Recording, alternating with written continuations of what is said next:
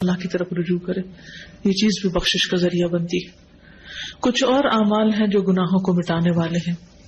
Number 1، اذان سنتے وقت اللہ کا ذکر کرنا۔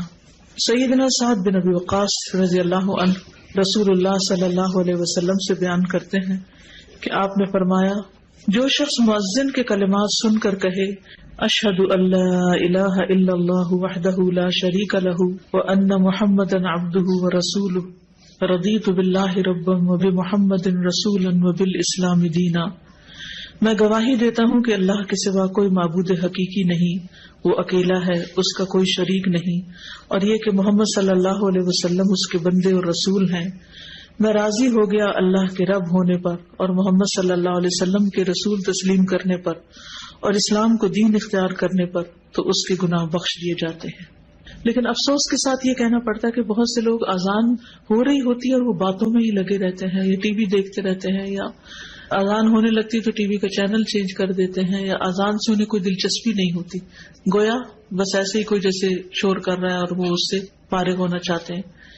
تو اذان جو ہے وہ بھی بخشش کا ذریعہ ہے، اگر اس کو سن کے جواب دے کے آخر میں یہ دعا پڑھی جائے۔ نمبر 2، وضو۔ سیدنا عثمان بن عفان رضی اللہ عنہ بیان کرتے ہیں کہ رسول اللہ صلی اللہ علیہ وسلم نے فرمایا، من تودع فاحسن الوضوء خرجت خطاياه من جسده حتى تخرج من تحت اظافره، جو شخص وضو کرے اور اچھے طریقے سے وضو کرے تو اس کے گناہ اس کے جسم سے نکل جاتے ہیں، یہاں تک کہ اس کے ناخنوں کے نیچے سے بھی خارج ہو جاتے ہیں۔ تو اس لیے شوق سے وضو کرنا چاہیے، محبت سے، پوری خوشی کے ساتھ، کیونکہ بہت سے لوگ وضو کرنے سے گھبراتے ہیں یا وضو کو ایک بوجھ سمجھتے ہیں۔ تو آپ وضو کریں تو یہ سوچیں کہ یہ میرے گناہوں کو دھونے کا ذریعہ ہے۔ نمبر 3، نماز۔ سیدنا ابو ہریرہ رضی اللہ عنہ بیان کرتے ہیں کہ انہوں نے رسول اللہ صلی اللہ علیہ وسلم کو فرماتے ہوئے سنا، ارأیتم لو ان نہرا بباب احدکم یغتسل فیہ کل یوم 5 هل يبقى من درنه شيء؟ قالوا لا يبقى من درنه شيء قال فذلك مثل الصلوات الخمس يمحو الله به الخطايا۔ بتاؤ، اگر تم میں سے کسی کے دروازے پر نہر بہ رہی ہو اور اس میں وہ روزانہ 5 مرتبہ غسل کرے تو کیا اس کے جسم پر کچھ میل کچیل باقی رہ جائے گا؟ صحابہ نے عرض کیا کہ کچھ میل کچیل باقی نہ رہے گا۔ آپ نے فرمایا، 5 نمازوں کی مثال اسی طرح ہے کہ اللہ ان کے ساتھ گناہوں کو مٹاتا ہے۔ تو گویا اذان کے بعد وضو، وضو کے بعد نماز، یہ انسان کے گناہوں کو دور کرنے کا ذریعہ ہے۔ سیدنا ابو ہریرہ رضی اللہ عنہ بیان کرتے ہیں کہ رسول اللہ صلی اللہ علیہ وسلم نے فرمایا، صلاۃ الرجل فی الجماعۃ تضعف علی صلاتہ فی بیتہ وفی سوقہ 25 ضعفا، ذلک انہ اذا تودع فاحسن الوضوء ثم خرج الى المسجد لا يخرجه الا الصلاة لم يخط خطوة الا رفعت له بها درجة وحط عنه بها خطيئة فاذا صلى لم تزل الملائكة تصلي عليه ما دام في مصلاه اللهم صل عليه اللهم ارحمه ولا يزال احدكم في صلاة منتظر الصلاة۔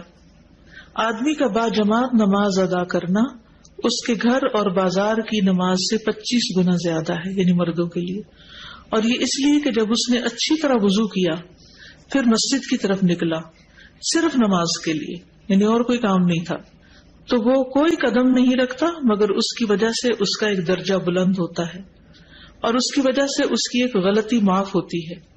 پھر جب وہ نماز پڑھتا ہے تو فرشتے اس کے لیے مغفرت کی دعا کرتے رہتے ہیں، یعنی جتنی دیر وہ نماز میں مصروف ہے فرشتے بخشش مانگ رہے ہیں اس کے لیے، فرشتے اس کے لیے استغفار کر رہے ہیں۔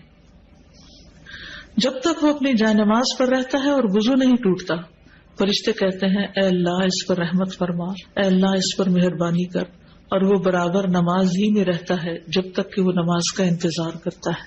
یعنی نماز سے پہلے اگر جلدی آ جائے مسجد میں اور بیٹھ کے انتظار کر لے تو وہ بھی نماز کی حالت شمار ہوتی ہے، اور بعد میں بھی جب وہ بیٹھا ہوتا ہے نماز کے فوراً بعد نہیں اٹھ جاتا۔ سیدنا ابو ہریرہ رضی اللہ عنہ بیان کرتے ہیں کہ رسول اللہ صلی اللہ علیہ وسلم فرماتے تھے، الصلوات الخمس والجمعۃ الی الجمعۃ ورمضان الی رمضان مکفرات لما بینہن اذا اجتنب الکبائر۔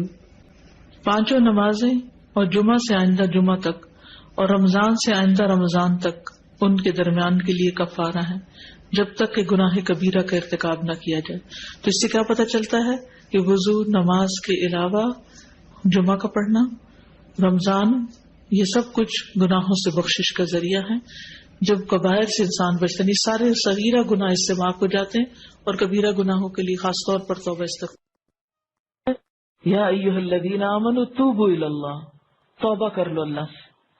اور توبہ بھی صرف جھوٹوں والی توبہ نہیں کہ زبان سے توبہ توبہ کرو اور عمل میں کوئی تبدیلی نہ آئے، نہیں، توبۃ نصوحا، خالص توبہ، سچی توبہ جس میں حقیقی طور پر عمل بدل آئے۔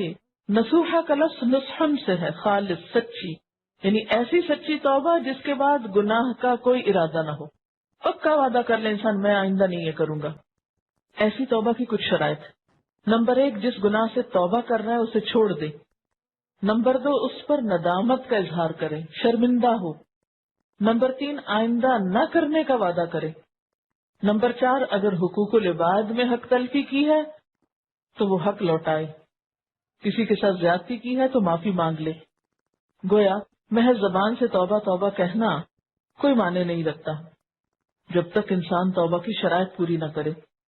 اور فور موسٹ چیز کیا ہے؟ شرمندگی، ندامت۔ آپ صلی اللہ علیہ وسلم نے فرمایا الندم توبہ، شرمندگی ہی توبہ ہے۔ یعنی جو شرمندہ ہو جائے اپنے ماضی کے کسی فعل پر، گویا اس نے توبہ کر لی۔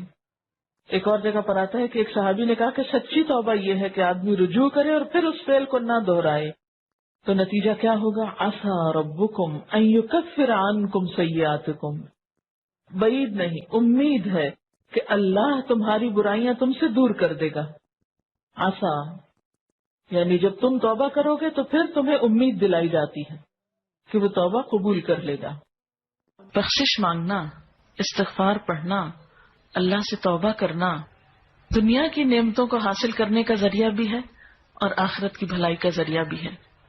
سورۃ نوح میں اللہ سبحانہ و تعالی فرماتے ہیں، حضرت نوح علیہ السلام نے اپنی قوم کو استغفار کرنے کو کہا، اور کیا کہا؟ فَقُلْتُ اسْتَغْفِرُوا رَبَّكُمْ، میں نے اپنی قوم سے کہا کہ اپنے رب سے استغفار کرو، اپنے رب سے معافی مانگو۔ تو نتیجہ کیا ہوگا؟ اِنَّهُ كَانَ غَفَّارًا، بے شک وہ بہت زیادہ معاف کرنے والا ہے۔ يُرْسِلِ السَّمَاءَ عَلَيْكُمْ مِدْرَارًا، تم پر آسمان سے خوب بارشیں برسائے گا، آسمان کو تم پر برسنے والا بنا دے گا۔ وَيُمْدِدْكُمْ بِأَمْوَالٍ وَبَنِينَ، تمہیں مال اور بیٹوں سے مدد دے گا۔ وَيَجْعَلْ لَكُمْ جَنَّاتٍ، تمہارے لیے باغات بنائے گا۔ وَيَجْعَلْ لَكُمْ أَنْهَارًا، اور تمہارے لیے نہریں جاری کر دے گا۔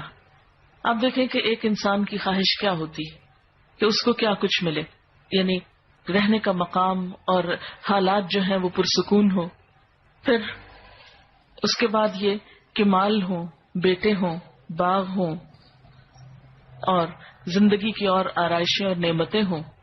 یہ ساری چیزیں کہاں سے ملتی ہیں، کیسے ملتی ہیں؟ استغفار سے ملتی ہیں۔ عام طور پر لوگ پریشان ہوتے ہیں، دکھی ہوتے ہیں۔ مثلا ایک شخص ایک بزرگ کی محفل میں آیا اور اس نے کہا کہ میرے حالات بہت تنگ ہیں، مجھے بہت پریشانی ہے، میرا رزق بہت تنگ ہے، تو آپ مجھے کوئی وظیفہ بتائیے۔ تو انہوں نے اس کو کہا کہ کثرت سے استغفار پڑھو۔ دوسرا آیا، اس نے کہا بچوں کی شادی نہیں ہوتی، تو آپ نے اس کو بھی کیا بتایا کہ کثرت سے استغفار کرو۔ تیسرا آیا تو کہنے لگا کہ بہت قحط سالی ہے، فصلیں اچھی نہیں ہوتی، تو آپ نے اس کو بھی استغفار کا بتایا۔ تو کسی نے ان سے پوچھا کہ بھائی 3 لوگ آپ سے 3 ڈفرنٹ مسئلے لے کر آئے ہیں، اپنی پریشانیاں لے کر آئے ہیں، آپ نے تینوں کو ایک ہی چیز بتائی ہے۔ تو اس پر انہوں نے یہی سورۃ نوح کی آیت پڑھ کر سنائی کہ دیکھو یہ قرآن میں اللہ کا وعدہ ہے اور اللہ کا وعدہ سچا ہے۔ اللہ تعالیٰ کی بات سے بڑھ کر سچی بات کس کی ہو سکتی ہے؟ ہمارے پڑھنے میں کمی کوتاہی ہو سکتی ہے، لیکن اللہ کی بات میں کوئی شک نہیں۔ ذالک الکتاب لا ریب فیہ، یہ وہ کتاب ہے جس میں کوئی شک نہیں۔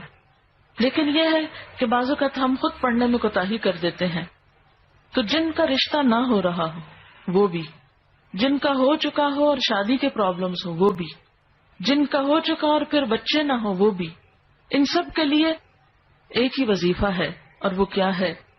استغفار کا۔ پھر اسی طرح ایک اور جگہ پر ایک اور پیغمبر نے اپنے لوگوں سے کہا وَاسْتَغْفِرُوا رَبَّكُمْ ثُمَّ تُوبُوا إِلَيْهِ إِنَّ رَبِّي رَحِيمٌ وَدُودٌ، اپنے رب سے معافی مانگو اور اس کی طرف پلٹ آؤ، بے شک میرا رب رحیم ہے اور اپنی مخلوق سے بہت محبت رکھتا ہے۔ یعنی جب کسی بندے پر کوئی تکلیف آتی ہے تو ایسا نہیں کہ اللہ تعالیٰ اس پر خوش ہوتے ہیں اور جان بوجھ کے ستانا چاہتے ہیں بندوں کو، اللہ تو بندوں کے حق میں بہت مہربان ہے۔ پھر سوال یہ پیدا ہوتا ہے کہ تکلیف آتی کیوں؟ اگر وہ ہم سے محبت کرتا ہے اور وہ بہت مہربان ہے، تو بات یہ ہے کہ کچھ چیزیں ہم اچھے حالات میں سیکھتے ہیں اور کچھ چیزیں ہم ہارڈ شپ سے سیکھتے ہیں۔ کچھ نعمتوں کی قدر ہم اچھے طریقے سے ویسے ہی کر لیتے ہیں، اور کچھ چیزوں کی قدر ہمیں اس وقت آتی ہے جب کوئی مشکل پیش آتی ہے۔